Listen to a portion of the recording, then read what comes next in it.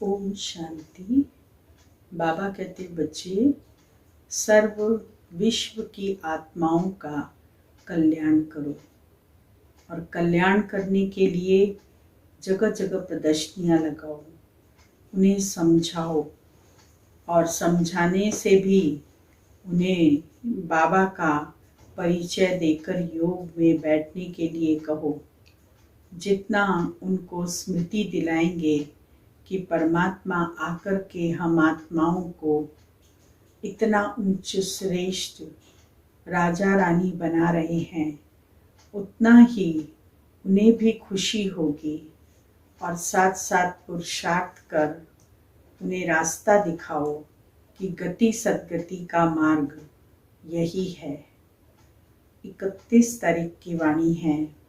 मीठे बच्चे, विशाल बुद्धि बन, बड़ों बड़ों की ओपिनियन ले, अनेक आत्माओं का कल्याण करो। उनसे हॉल आदि लेकर खूब प्रदर्शनियां लगाओ। प्रश्न है, अभी तुम्हें कौन सी स्मृति आई है जिसका सिमरण करो तो कभी दुखी नहीं होंगे? उत्तर, अभी स्मृति आई है कि हम पूज्य राव थे, फिर रंक बने, अब फिर से बाबा हमें राव बना रहे हैं। बाबा अभी हमें सारे विश्व का समाचार सुनाते हैं। हम वर्ल्ड की हिस्ट्री ज्योग्राफी को जान गए हैं। इन्हीं स्मृतियों का सिमरण करते रहो तो कभी अपने को दुखी नहीं समझेंगे, सदा खुश रहेंगे। गीत बजा है, नयनहीन को राह दिखाओ प्रभु। ओम शांति। मीठे मीठे सिकिलदे रूहानी बच्चों ने गीत सुना।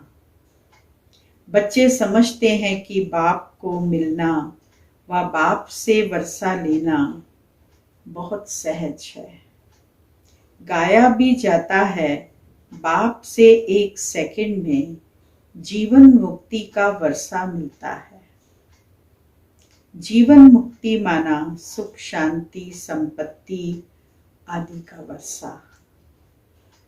अब जीवन मुक्ति और जीवन बंध 2 अक्षर हैं। बच्चे जानते हैं इस समय भक्ति मार्ग और रावण राज्य के कारण सब जीवन बंध में है। बाप आकर बंधन से मुक्त करते हैं, वर्षा देते हैं।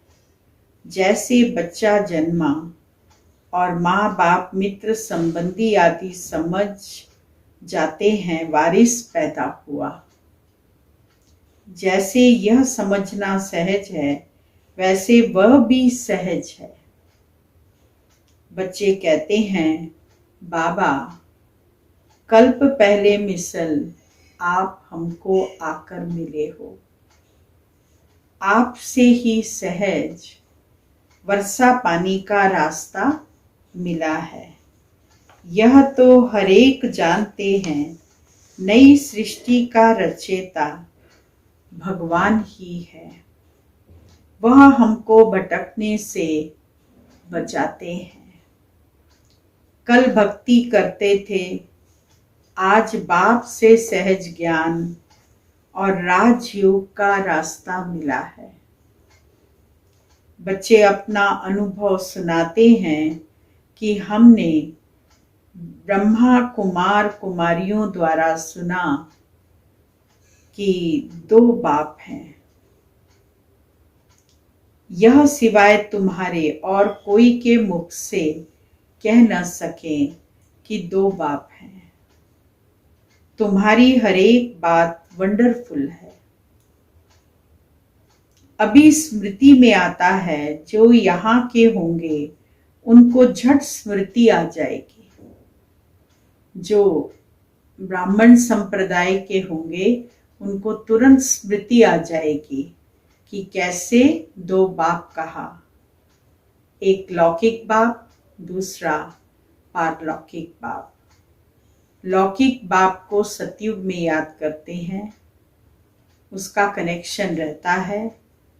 और उसके बाद जब द्वापर में आते हैं तो दो बाप हो जाते हैं, एक लौकिक और दूसरा पारलौकिक।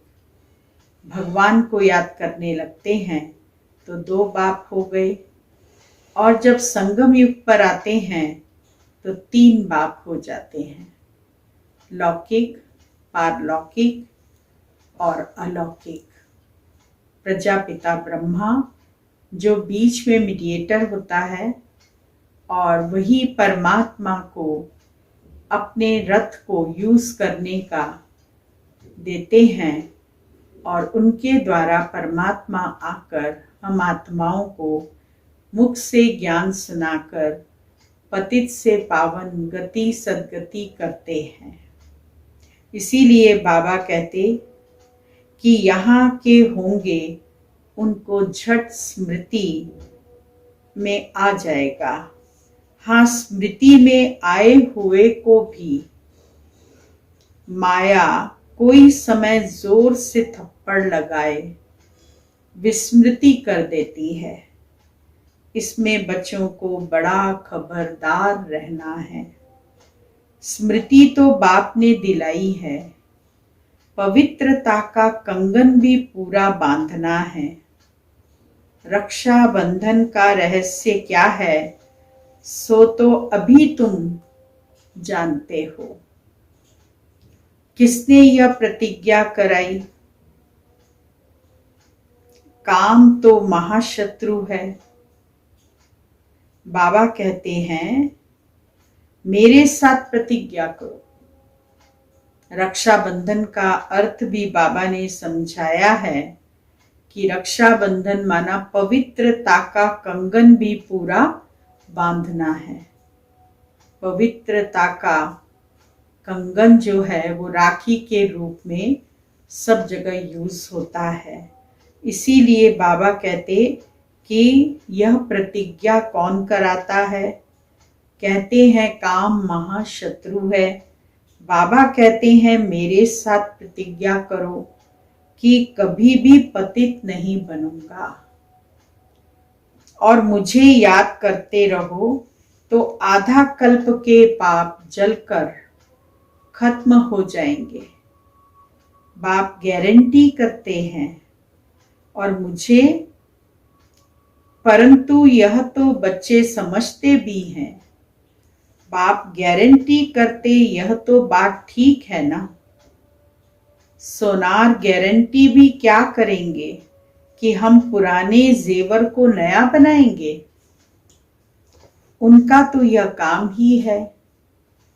आग में डालने से जरूर वह सच्चा सोना बन ही जाएगा। तो बाबा समझाते हैं आत्मा में भी खाद पड़ी हुई है।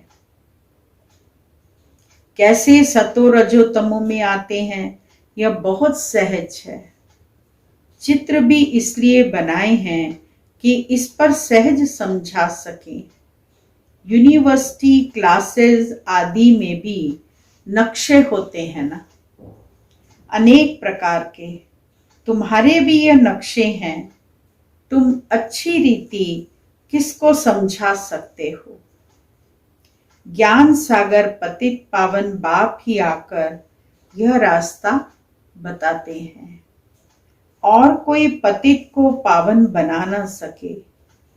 नयनहीन दुखी मनुष्य हैं।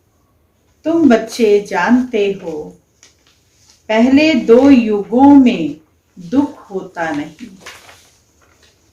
पहले 2 युगों में दुख होता नहीं। न भक्ति होती है, वह है ही स्वर्ग। भारत के इस समय के मनुष्यों का और भारत के प्राचीन मनुष्यों का कॉन्ट्रास्ट है ना। परंतु यह और कोई समझते नहीं। कितनी पूजा चलती है। जितना जितना जो साहूकार होते हैं उतना देवी देवताओं को अच्छे जेवर पहनाते हैं। बाबा खुद अनुभवी है। बॉम्बे में लक्ष्मी नारायण का जो मंदिर है, उनके ट्रस्टी ने लक्ष्मी नारायण के लिए हीरों का हार बनवाया था। बाबा तो खुद जोहरी थे, इसीलिए बाबा को पता है, क्योंकि बाबा से ही बनवाया, तो बाबा को इस बारे में ज्ञान भी है कि लक्ष्मी नारायण की मूर्ति को हीरों के हार से सजाया था। बाबा को उस ट्रस्टी का नाम भी याद है। पहले शिव बाबा का मंदिर बनाया तो उनको बहुत सजाया, फिर देवताओं का बनाया तो लक्ष्मी नारायण आदि को भी कितने जेवर पहनाए। उस समय कितना धन होगा। मोहम्मद गजनवी कितने ऊंट भरकर ले गए, यहां से लूट कर ले गया मोहम्मद गजनवी 16 दफे। आप सोचो कितने हाथी ऊंट भरकर वो ले गया यहां से। सोमनाथ के मंदिर को कितना लूटा। भारत में कितना अथाह धन था। अभी तुम यथार्थ रीति समझते हो। हमारा भारत क्या था? हमारे भारत में कुबेर का खजाना था। हीरे ज्वारातों के मंदिर बनाते थे, अभी वह चीज है नहीं, सब लूट कर ले गए। अभी तो क्या हाल हुआ है। तुम ही पूज्य राव थे, फिर अभी 84 जन्म ले पूरे रंक बन गए हो। ऐसी ऐसी बातें घड़ी घड़ी सिमरन करनी चाहिए, तो फिर कभी भी तुम अपने को दुखी नहीं समझेंगे। दिल में सिमरन करते रहेंगे, हम बाबा से क्या ले रहे हैं। बाप आकर हमको सारे विश्व का समाचार सुनाते हैं। यह वर्ल्ड की हिस्ट्री ज्योग्राफी कोई भी जानते नहीं। तुम जानते हो, पहले एक धर्म, एक राज्य, एक ही मत, एक भाषा थी। सभी सुखी थे। पीछे यह आपस में लड़ने झगड़ने लगे और भारत टुकड़ा टुकड़ा होने लगा। पहले ऐसे नहीं था। पहले पूरा भारत एक था, जहां एक मत, एक भाषा, सब कुछ एक था। एक धर्म, एक राज्य, एक ही राजा लक्ष्मी नारायण राज्य करते थे, और उधर दूसरे उसमें फिर धीरे धीरे टुकड़े होने लगे। वहां कोई भी किस्म का दुख नहीं था, बीमारी का नाम निशान नहीं था। उसका नाम ही है स्वर्ग। तुमको अपनी स्मृति आई है, बरोबर कल्प कल्प हमको विस्मृति होती है। फिर स्मृति में आता है, पहली एकज भूल हुई है, जो रचता और रचना को भूल गए। अभी तुम आदि मध्यंत को जानते हो। सतयुग में भी यह नॉलेज नहीं होगी, तो फिर परंपरा कैसे चल सकती। उस समय मुख्य तो राजे लोग भी होते हैं, ऋषि मुनि थोड़े ही होते हैं। वे द्वापर से आते हैं। ऋषि मुनि आदि को खान पान भी राजाओं से मिलता है। राजाएं संभाल करते हैं, क्योंकि फिर भी संन्यास करते हैं ना। प्राचीन भारत का प्राचीन राजयोग गाया जाता है। प्राचीन ऋषि मुनि नहीं कहेंगे, वह तो द्वापर में ही आते हैं। वह राजाओं के आधार पर चलते हैं। कहते हैं हम रचता और रचना को नहीं जानते। बाबा कहते हैं यह खुद राजाएं भी नहीं जानते। इस दुनिया में कोई भी इस नॉलेज को नहीं जानते। अभी तुम बच्चे समझदार बने हो। लक्ष्मी नारायण के मंदिर जो बनाते हैं उनको तुम लिख सकते हो। इतने लाखों रुपए खर्च कर मंदिर बनाया है, परंतु उनकी जीवन कहानी का आपको पता है? इन्होंने राज्य कैसे पाया, फिर कहाँ चले गए, अभी कहाँ हैं, हम आपको सब राज बता सकते हैं। ऐसा उन्हों को लिख सकते हो।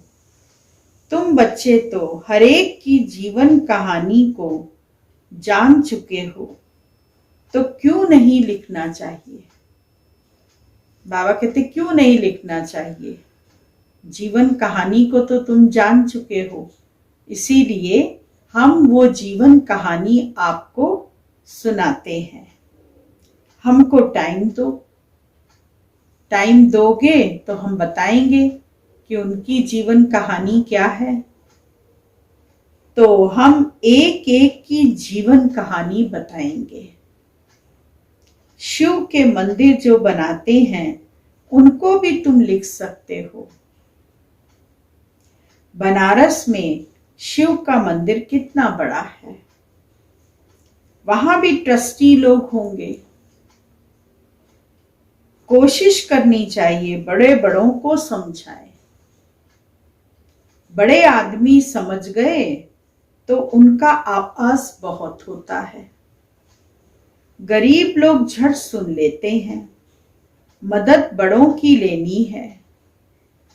ओपिनियन भी बड़े बड़ों की लिखवानी है, क्योंकि उन्हों का आवाज भी मदद करता है। वास्तव में वह इतना आवाज करते नहीं जितना होना चाहिए। तुम प्रेसिडेंट को भी समझाते हो, अच्छा अच्छा भी कहते हैं। चीफ मिनिस्टर, गवर्नर आदि ओपनिंग करते हैं, लिखते हैं यह बीके तो बहुत अच्छा सहज रास्ता ईश्वर से मिलने का बताते हैं। परंतु ईश्वर क्या चीज है यह कुछ भी नहीं समझते। सिर्फ उस समय कहते हैं रास्ता बड़ा अच्छा है, शांति मिलने का मार्ग अच्छा है। रास्ता अच्छा है, इस रास्ते पर चलने से शांति मिल जाती है, परंतु खुद नहीं समझते हैं। बहुत अच्छा ज्ञान है, समझाने वाले अच्छी रीति समझाते हैं, ऐसे ओपिनियन तो लिखते हैं, लेकिन खुद समझने की कोशिश नहीं करते, खुद इस रास्ते पर चलने की कोशिश नहीं करते। बाबा बड़ों बड़ों को समझाने के लिए भी कहते हैं। बड़े बड़े मनुष्यों से बड़े बड़े जो नामी ग्रामी हॉल हैं वह ले लो। बाबा कहते बड़े बड़े हॉल ले लो और वहां प्रदर्शनियां लगाओ, जिससे कि अनेक लोग आएंगे, समझेंगे। बोलो हम सब मनुष्यों के कल्याण के लिए यह प्रदर्शनी हमेशा के लिए रखना चाहते हैं। सिर्फ एडवर्टाइज करनी है, ऐसे 50 या 100 हॉल लेने चाहिए। भारत तो बहुत बड़ा है ना, एक एक शहर में 10-12 हॉल लो। अखबार में पढ़ जाए इतने हॉलों में प्रदर्शनी हो रही है, जिनको समझना है वह आकर समझें, तो कितनों का कल्याण हो जाएगा। बच्चों को बड़ा विशाल बुद्धि बनना चाहिए। सर्विस बच्चों को करनी चाहिए ना। बाप सब बच्चों को कहते हैं प्रदर्शनियां बहुत जोर शोर से करो। बाबा तैयारी करा रहे हैं। बच्चों को कोशिश करनी चाहिए, यह सब समझने की बातें हैं। भगवान आते हैं, प्रजापिता ब्रह्मा द्वारा रचना रचते हैं प्रजा की, तो जरूर कितने ब्राह्मण रचे होंगे। अब फिर रच रहे हैं कितने ब्राह्मण ब्राह्मणियां हैं। बाबा यह ब्राह्मण धर्म रचते हैं संगम पर। तुम प्रैक्टिकल में देख रहे हो और समझ रहे हो। यह बातें कोई शास्त्रों में नहीं है। तुम बच्चे समझते हो बाबा आते ही तब हैं जब पतित दुनिया को पावन बनाना होता है। यह भी जानते हैं परमात्मा प्रजापिता ब्रह्मा द्वारा ही रचना रचते हैं, परंतु कब रचते हैं यह नहीं समझते। वह समझते हैं कोई नई रचना रचते होंगे। ब्रह्मा को तो सूक्ष्म वतन में समझते हैं। अभी तुम समझते हो प्रजापिता ब्रह्मा तो यहाँ है। तुम सूक्ष्म वतन में जाते हो, पवित्र बन फिर फरिश्ते बन जाते हो। साक्षात्कार करते हैं, बच्चे आकर सुनाते हैं। वहां मूवी चलती है, वह है ही मूवी वर्ल्ड। इशारे की दुनिया, जहां इशारों में बातचीत होती है। तुमने मूवी बाइस्कोप भी देखा था। अभी प्रैक्टिकल सब बातों को तुम जान चुके हो। मूल वतन है साइलेंस वर्ल्ड, शांति धाम। वहां आत्माएं रहती हैं। सूक्ष्म वतन में सूक्ष्म शरीर भी है तो जरूर कुछ भाषा भी होगी। तुम बच्चों की बुद्धि में है। हम आत्माओं का स्थान शांति धाम है। फिर है सूक्ष्म वतन। वहां ब्रह्मा विष्णु शंकर रहते हैं। और यह है कलयुग और सतयुग का संगम। यहाँ बाप आते हैं। यहाँ से तुम ब्राह्मण जाते हो। पियर घर और ससुर घर है ना। यहाँ दोनों तुम्हारे पियर हैं।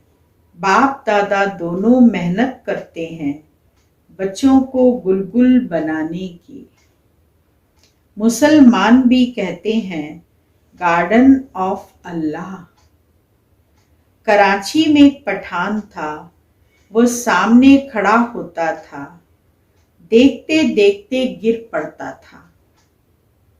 पूछा जाता था तो कहता था हम खुदा के बगीचे में गए, खुदा ने फूल दिया। अब उनको ज्ञान तो था नहीं। अभी तुम समझते हो बगीचा किसको कहा जाता है। यह है कांटों का जंगल और वह है फूलों का बगीचा। तुम्हारी बुद्धि में सारा राज है। सतयुग क्या है, कलयुग क्या है। तुमको बहुत खुशी होनी चाहिए। सारा चक्र तुम्हारी बुद्धि में है। विस्तार तो इनका बहुत है। तुम्हारी बुद्धि में कितना शॉर्ट में बैठा हुआ है। तुम बच्चों ने रचता बाप द्वारा रचता और रचना को जाना है। ब्रह्मा को रचता नहीं कहेंगे, रचता एक है। बलिहारी भी एक की है। पहले पहले रचना ब्रह्मा की है, फिर कहेंगे कृष्ण की। ब्रह्मा तो है, ब्राह्मण भी जरूर चाहिए। पांडवों को ब्राह्मण नहीं समझेंगे। ब्रह्मा द्वारा ब्राह्मण चाहिए। यह है रूहानी यज्ञ। इसको स्पिरिचुअल नॉलेज कहा जाता है। रूह को वही बाप ज्ञान देंगे। तुम जानते हो हमको मनुष्य नहीं पढ़ाते हैं। अभी आत्माओं को बाप पढ़ाते हैं। कहते भी हैं ब्रह्मा द्वारा स्थापना। कृष्ण थोड़े ही कहेंगे, वह तो हो भी न सके। ब्रह्मा द्वारा स्थापना कौन कराते हैं? क्या कृष्ण? नहीं, परम पिता परमात्मा विष्णु द्वारा पालना। ब्रह्मा और विष्णु का कितना पार्ट है? ब्रह्मा मुख वंशावली ही फिर जाकर विष्णुपुरी के देवता बनते हैं। पहले ब्रह्मा के मुख वंशावली ब्राह्मण बनते हैं, फिर जाकर अगले जन्म में विष्णुपुरी के देवता बनते हैं। ब्रह्मा सो विष्णु, विष्णु सो ब्रह्मा, यह भी बच्चों को समझाया है। ब्रह्मा सो विष्णु बनने में 1 सेकंड, विष्णु सो ब्रह्मा बनने में 84 जन्म। कितनी वंडरफुल बातें हैं। ऐसी वंडरफुल बातें न कभी सुनी हैं, न किसी ने सुनाई हैं, परंतु परमात्मा स्वयं आकर अपने मुख से हमें ये राज समझाते हैं। कोई भी समझ न सके। यह है बेहद की बातें। बेहद के बाप से बेहद की पढ़ाई पढ़ बेहद का राज्य लेना है। सृष्टि चक्र को जानना है। आत्मा ही जानती है शरीर द्वारा। ऐसे नहीं कि शरीर नॉलेज लेता है आत्मा द्वारा। नहीं, आत्मा नॉलेज लेती है। तुमको कितनी खुशी है, या आंतरिक गुप्त खुशी होनी चाहिए। पढ़ाई के संस्कार आत्मा में है, दुख भी आत्मा को होता है। कहते हैं हमारी आत्मा को दुखी मत करो। बच्चों को अब कितनी रोशनी मिल रही है। तुमको खुशी रहती है, सागर से रिफ्रेश हो, बादलों को मिलकर बरसात बरसानी है। आपस में मिलकर प्रदर्शनी आदि तैयार करने में मदद करो। शौक होना चाहिए। किस बात का शौक होना चाहिए? सर्विस, सर्विस और सर्विस। अच्छा, मीठे मीठे सिकिलदे बच्चों प्रति माता पिता बाप दादा का याद प्यार और गुड मॉर्निंग। रूहानी बाप की रूहानी बच्चों को नमस्ते, और रूहानी बच्चों की रूहानी बाबा को याद प्यार गुड मॉर्निंग नमस्ते। मुख्य सार है पहला पॉइंट, बाप द्वारा मिली हुई नॉलेज का सिमरन कर अपार खुशी में रहना है। विशाल बुद्धि बन जोर शोर से सर्विस करनी है। दूसरा पॉइंट है, बाप द्वारा जो स्मृति मिली है उसे विस्मृति में नहीं लाना है। पवित्र रहने की जो बाप से प्रतिज्ञा की है उसे पूरा निभाना है। वरदान है, अपने भाग्य और भाग्य विधाता के गुण गाने वाले सदा प्रसन्न चित्त भाव। सभी ब्राह्मण बच्चों को जन्म से ही ताज, तख्त, तिलक जन्म सिद्ध अधिकार के रूप में प्राप्त होता है। तो इस भाग्य के चमकते हुए सितारे को देखते हुए अपने भाग्य और भाग्य विधाता के गुण गाते रहो, तो गुण संपन्न बन जाएंगे। अपनी कमजोरियों के गुण नहीं गाओ, भाग्य के गुण गाते रहो। प्रश्नों से पार रहो, तब सदा प्रसन्न चित्त रहने का वरदान प्राप्त होगा। फिर दूसरों को भी सहज ही प्रसन्न कर सकेंगे।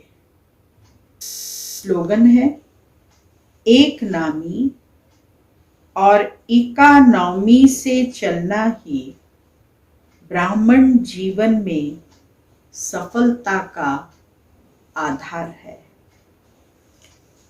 आज का पॉइंट है, करन करावनहार बाप है, कराने वाला सब कुछ करा रहा है। मैं निमित्त करनहार बनकर रहा हूं। इस स्मृति से कर्तापन के भान को समाप्त कर न्यारे और प्यारे बनो। सब बोझ बाप के आगे समर्पित कर अपने अनादि स्वरूप की स्मृति से अनादि स्वभाव संस्कार धारण कर डबल लाइट स्थिति का अनुभव करो। ओम शांति।